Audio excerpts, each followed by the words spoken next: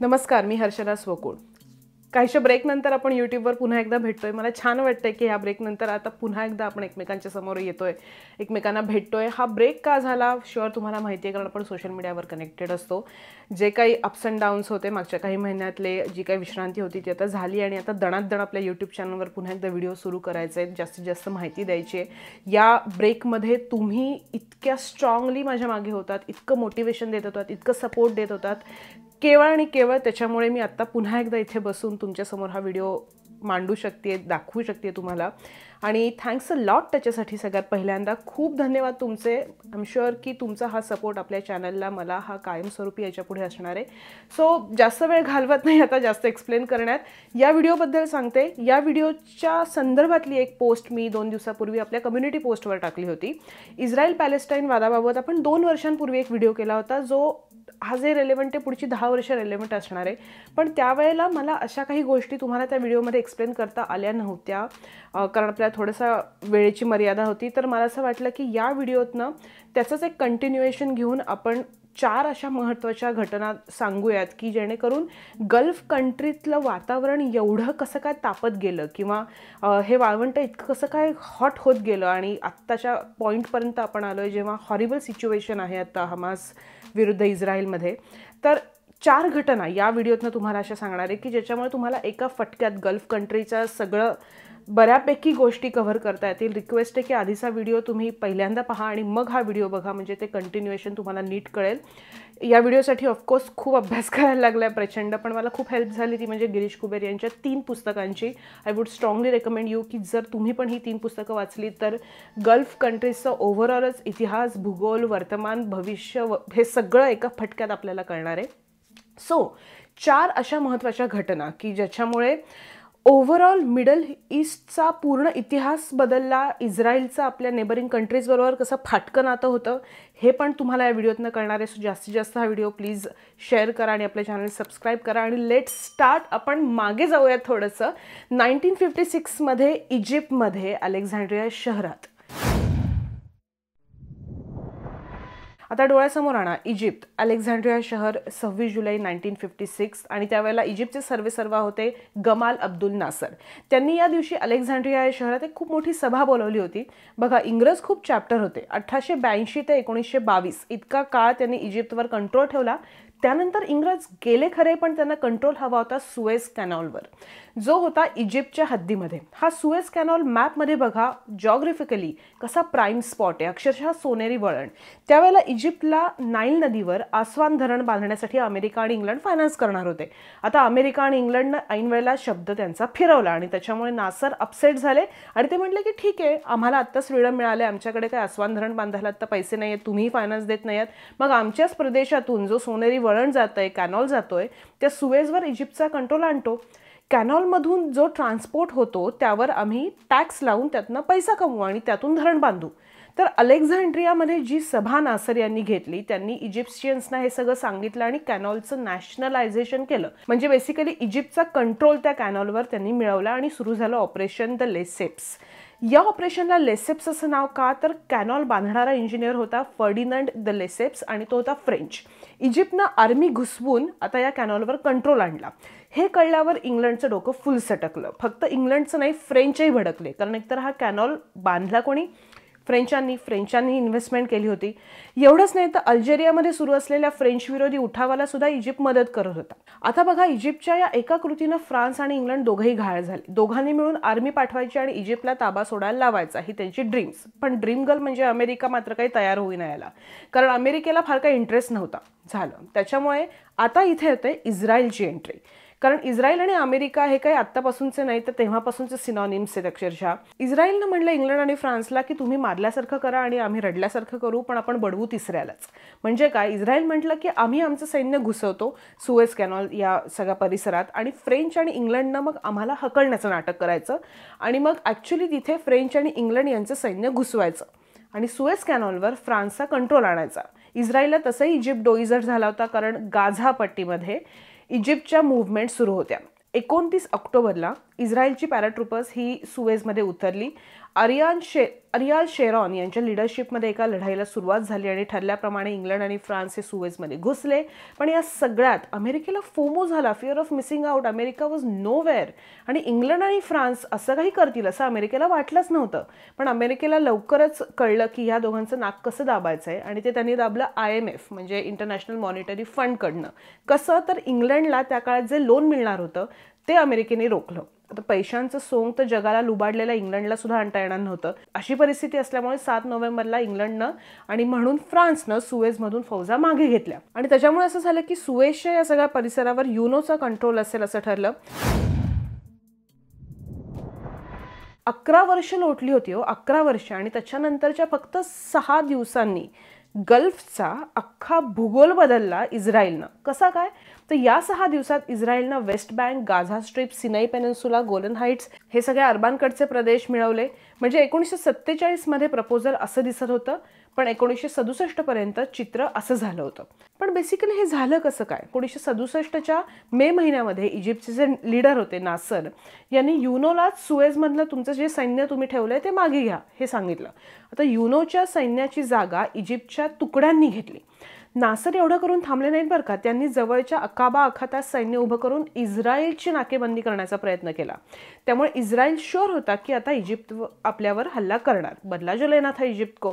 पण दुसरीकडे इजिप्तचे नासर हे सौदीचे अध्यक्ष राजे फैजल यांना भेटून सौदीचा सपोर्ट मिळवण्याचा प्रयत्न करत होते. हे सगळं मोसाद ही इस्रायलची इंटेलिजन्स एजन्सी टिपत होती आणि त्याच्यामुळे इस्रायलनं ठरवलं की इजिप्तच्या हल्ल्याची काही आपण वाट बघत बसायची नाही. आपण घुसके मारेंगे सारखं इजिप्तमध्ये स्वतःहून घुसून इजिप्तला पूर्णपणे ठप्प करायचं. आणि याचे लीडर होते त्यावेळेला जनरल मोशे दायान म्हणजे ते इस्रायलचे लष्कर प्रमुख होते. आपल्याकडे मोरारजी देसाई जेव्हा पंतप्रधान होते तेव्हा हेच मोशे दायान अगदी सिक्रेटली दिल्लीला आले होते. अर्थात तो कॉन्टेक्स्ट खूप वेगळा आहे.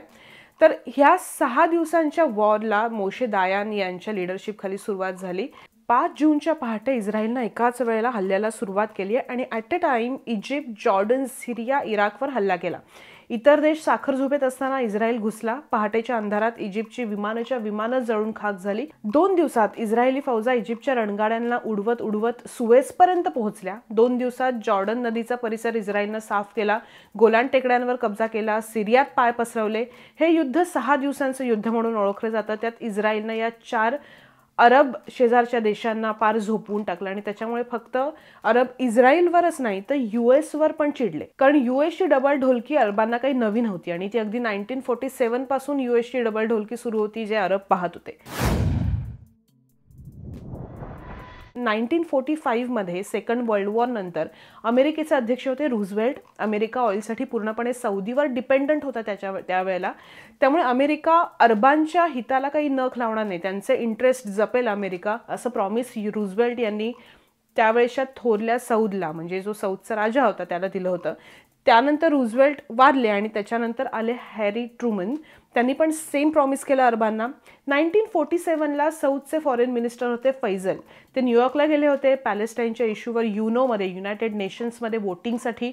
आणि त्यावेळेला अमेरिकेनं सौदीला प्रॉमिस केलं होतं की इस्रायलसाठी अमेरिका अरब लँड ही डिवाइड करणार नाही. पण ॲक्च्युअल वोटिंगमध्ये अमेरिका फिरली, इस्रायलच्या बाजूने उभी राहिली आणि तेव्हापासून वाळवंट अमेरिकेच्या विरोधात धगधगत होतं, तापत होतं. Now you can join the dots in 1967 की इस्रायलनं 4 अरब देशांना हरवल्यामुळे अरबांचा आणि विशेषतः सौदी अरेबियाचा सगळा राग फक्त इस्रायलवरच नाही तर अमेरिकेवर सुद्धा निघायला लागला. अरब रेसलेस असले तरी इस्रायल आणि PLOच्या वादात प्रत्यक्षात होरपळून निघत होता शेजारचा जॉर्डन. PLO काय हे आधीच्या व्हिडिओत पण सांगितलंय. PLO ही पॅलेस्टाईन लिबरेशन ऑर्गनायझेशन आणि त्याचे प्रमुख होते यासर अराफत. आता जॉर्डन या सगळ्यात का वैतागला होता तर PLO बरोबरच पॅलेस्टाईनी बंडखोरांची अजून 2 ऑर्गनायझेशन्स होत्या ज्यांनी जॉर्डनच्या पार नाके 9 आणली होती. जॉर्डनमध्ये ते इल्लिगली राहत होते पॅलेस्टाईनी बंडखोर आणि तिथेच धुमाकूळ घालत होते आणि त्यामुळे जॉर्डनचे जे राजे होते हुसेन ते फ्रस्ट्रेट झाले होते. इतकं की राजे हुसेन हे फेब्रुवारी 1970 मध्ये इजिप्तचे नासर यांना पण भेटले आणि मदत मागितली. आणि त्याच्यानंतर जॉर्डनमधल्या या सगळ्या पॅलेस्टिनी पॅलेस्टिनी बंडखोरांना हाकलण्यासाठी एक खूप मोठी लष्करी मोहीम म्हणजे मिलिटरी ऑपरेशन सुरू झालं. फेब्रुवारी ते जून 1970 या काळात प्रचंड लोक मारले गेले.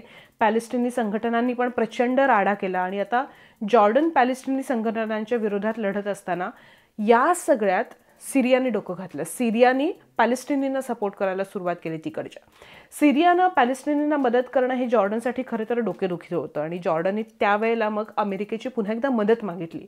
पण अमेरिकेनं काही परिस्थिती फार सुटसुटीत केली जॉर्डनसाठी असं झालं नाही. अमेरिकेनं ही परिस्थिती आणखीन चिघळवली कारण अमेरिकेनं इस्रायलला सांगितलं की तुम्ही यात पडा. आता इस्रायलनं या संधीची इस्रायल केव्हापासून वाट पाहत होता. इस्रायलनं मग त्यांची विमानं पॅलेस्टिनी बंडखोरांना धमकवण्यासाठी बाहेर काढली. इव्हेंच्युअली पॅलेस्टिनी बंडखोरांनी गिव्हअप केलं. इस्रायलचं प्रेशर वाढल्यामुळे मग राजे हुसेन आणि PLOचे अराफत हे कैरोमध्ये इजिप्तमध्ये भेटले.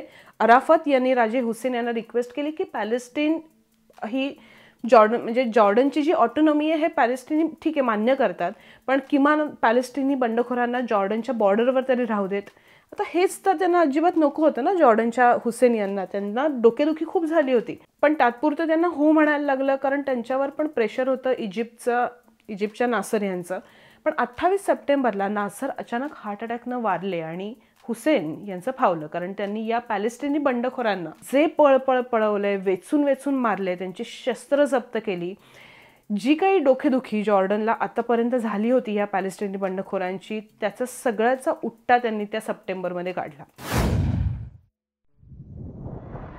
इजिप्तचे नासर गेल्यामुळे इजिप्तमध्ये आता अनवर सादत हे सत्तेत आले होते.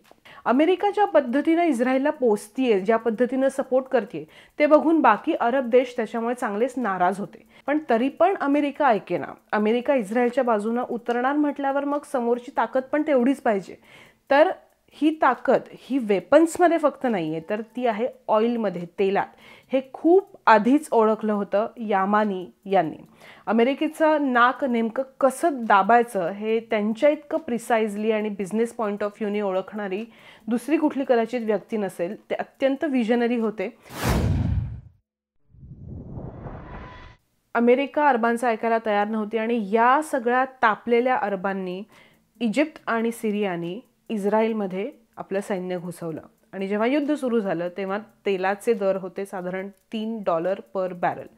जूनसाठी एक खूप मोठा पवित्र दिवस म्हणजे योम कप्पूरचा सण आणि हे युद्ध पण योम कप्पूरचं युद्ध म्हणूनच फेमस आहे. म्हणजे बघा 50 वर्षांनंतर हमासनं सुद्धा हाच दिवस निवडणं, तेच युद्ध इस्रायलला गाफील असताना गाठणं, मोसाद ही इंटेलिजन्स एजन्सी उघडी पडणं हे सगळं सेम आहे. फरक फक्त एवढाच आहे की हा हल्ला आता हमासनं केलाय, अरब देशांच्या सैन्यानं नाही. 1973 मध्ये या दिवशी इस्रायलच्या अगदी आर्मीला सुद्धा सुट्टी होती आणि एकदम धडाधड अरबांचं सैन्य इस्रायलमध्ये घुसायला लागल्यामुळे एकतर सगळेच बिथरले. इस्रायलची परिस्थिती खूप विचित्र झाली. इस्रायलला फॉर शुअर माहिती होती की इव्हेंच्युअली अमेरिकेला आपल्याकडनंच युद्धात उतरायला लागेल. तिकडे अरब प्रचंड युनिटीनं युद्धात उतरले होते. म्हणजे सौदी आणि कुवैत यांनी भरपूर कॅश दिली होती, हजारो सैनिक दिले होते. लिबियाचे गडाफी अतिउत्साही, त्यांनी तर कोटीच्या कोटी रोकड रशियाकडनं मिळालेली मिराज प्लेन्स ही सगळी या युद्धासाठी दिली होती. अल्जेरियानं विमान रणगाडे दिले होते. लेबनॉन म्हणलं होतं की आमची रडार यंत्रणा घ्या आणि हल्ल्यासाठी आमची लँड पण वापरा. मोरोक्कोनं मदत केली होती. इराकनं हंटर जेट्स दिले होते. सुदाननं सैनिक दिले होते. म्हणजे बघा ह्या अरब कंट्रीज इतक्या एकजुटीनं इस्रायल या एका देशाविरोधात लढण्यासाठी आल्या होत्या. सो पहिले 48 तास, कारण अमेरिका इस्रायलसाठी लँड होईपर्यंत इतक्या बाकी फौजा इस्रायलमध्ये घुसल्या होत्या आणि मग सुरू झालं ऑपरेशन निकेल ग्रास. 13 ऑक्टोबरला अमेरिकेची विमानं इस्रायलमध्ये पोहोचली. जवळपास $200 कोटी पेक्षा जास्त किमतीची हजारो टन वेपन्स ही अमेरिकेने इस्रायलच्या अंगणात टाकली. आता यात रशिया मग कसं काय मागे राहील, कारण कोल्ड वॉर तर सुरू होतं आणि मग इजिप्त आणि सिरियाला हजारो टनांची वॉर वेपन्स दिली रशियानं. हे युद्ध खरं तर तिसरं महायुद्ध झालं असतं जर युद्धानंतर समोर आलेली माहिती खरी घडली असती तर. अमेरिका आणि रशिया हे एक प्रकारे या युद्धात एकमेकांच्या समोर आले, अरब आणि ज्यू यांच्या खांद्यावर बंदूक ठेवून. आणि या दोनही महासत्तांनी न्यूक्लिअर वॉरपर्यंतची म्हणजे अणुयुद्धापर्यंतची तयारी केली होती. या युद्धात अमेरिकेनं इस्रायलला इतकी प्रचंड मदत केली की इस्रायलनं उलटं इजिप्तवर नाक घासण्याची वेळ आणली. पण आधी सांगितल्याप्रमाणे अरबांना अमेरिकेचं नाक कसं दाबायचं याची चांगली माहिती होती आणि त्याच्यासाठी एकच खूप मोठं वेपन अरबांकडे कुठलं होतं? Correct, oil. आणि तेच झालं, कारण 16 ऑक्टोबरला 10 दिवसात तेल $3 पर बॅरलवरनं $5च्याही पुढे गेलं. 17 ऑक्टोबरला ओआपेकची एक बैठक झाली. यात असं म्हणणं पडलं की ऑइल प्रोडक्शन आपण कमी करूया सगळ्या अरब देशांनी मिळून आणि प्राइसेस पण वाढवूयात. The oil producing countries of the Arab world decided to use their oil as a political weapon. They will reduce oil production by 5% a month until the Israelis withdraw from occupied territories. Then the ministers began what was to be an 8-hour meeting, resulting in their decision to reduce the flow of oil to America and other nations supporting Israel. अमेरिकेला gulf कंट्रीजमध्ये निघालेली तेलाची जहाजं एका रात्रीत वापस फिरली, मागे फिरली. आणि काय गल्फ कंट्रीमध्ये चालले इतक्या कोसो मैल दूर, आपल्याला काय त्याचं, या रिलॅक्स ॲटिट्यूडमध्ये जे काही अमेरिकन्स होते त्यानंतर मात्र त्यांचं जिणं मुश्किल झालं, कारण पेट्रोलच मिळेनासं झालं. पैसे आहेत, रांगेत उभं राहतोय तासनतास, पण तरी पेट्रोल नाही. ही परिस्थिती अमेरिकन्सवर आली होती. फायनली 16 दिवसांनी युद्ध संपलं. युनोनं इस्रायलला सीज फायर म्हणजे शस्त्रसंधी करायला भाग पाडलं. खरं तर इस्रायलला अजिबात इच्छा नव्हती, कारण इस्रायल पार सिरियाच्या कॅपिटलपर्यंत, दमास्कसपर्यंत आणि इजिप्तच्या कॅपिटलपर्यंत, कैरोपर्यंत आत घुसलं होतं. आणि या दिवशी तेलाचे भाव ऑलमोस्ट $12च्या पण पलीकडे गेले होते. आणि ही भाववाढ त्यावेळेसच्या जुन्या दरांच्या मानानं महाप्रचंड होती. जगभर महागाईचा डोंब उसळला. याच्यामुळे गरीब देशांचं जे कंबरड त्यावेळेस मोडलं ते आजतागायत ते उठू शकलेले नाहीयेत. तर या त्या 4 घटना होत्या. आणि आता तुम्हाला नक्की याच्यातनं संदर्भ लावता येईल की इस्रायल आणि त्याच्या आजूबाजूचे देश यांचं नातं आत्तापर्यंत कसं राहिलंय. जगाचा हा इतिहास आहे की जेव्हा धर्माच्या आधारावर कुठलाही देश वसतो तेव्हा त्या देशाकडे रिसोर्सेस असूनही तो काळाच्या ओघात मागासच राहतो. हा व्हिडिओ तुम्ही जास्तीत जास्त लोकांपर्यंत पोहोचवा ज्यांना या गल्फ कंट्रीजच्या इतिहासाबाबत, वर्तमानाबाबत, भविष्याबाबत इंटरेस्ट आहे जाणून घेण्यामध्ये. आणि पुढचा व्हिडिओ आपण लवकरच वेगळ्या विषयांवर घेऊन येणारच आहोत. पण परत एकदा तुमच्या सपोर्टसाठी खूप धन्यवाद. असेच कायम सोबत राहा.